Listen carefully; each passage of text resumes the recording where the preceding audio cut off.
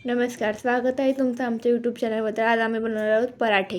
त्यासाठी सर्वात अगोदर अद्रक, लसूण आणि कोथिंबीर धुवून ठेवायचे। त्यामध्ये मिरची टाकून थोडेसे चवीपुरते मीठ टाकून बारीक करून घ्यायचं। उकडलेले बटाटे आपल्याला किसून घ्यायचे आहेत।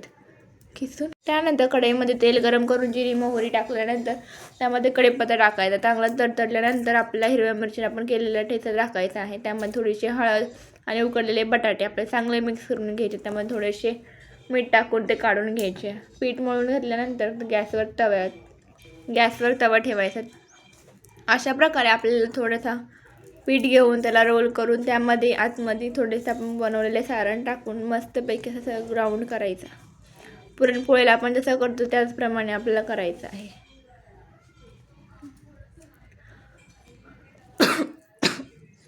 हा पराठा आपल्याला हलक्या हाताने लाटून घ्यायचा आहे। तव्यावर तेल टाकून त्यामध्ये जो पराठा टाकायचा आहे। दोन्ही बाजूनी चांगलं असं तेल लावून घ्यायचे आहे। अशा प्रकारे आपला पहिला पराठा तयार आहे।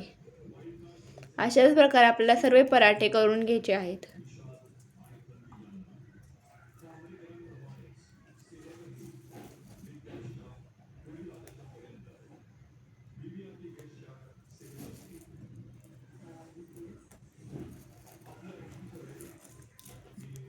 तुम्हाला पराठ्याची रेसिपी कशी वाटली कमेंट करून नक्की सांगा। अशीच नवीन रेसिपी पाहायची असेल तर आमच्या व्हिडिओला लाईक शेअर सबस्क्राईब करा। धन्यवाद।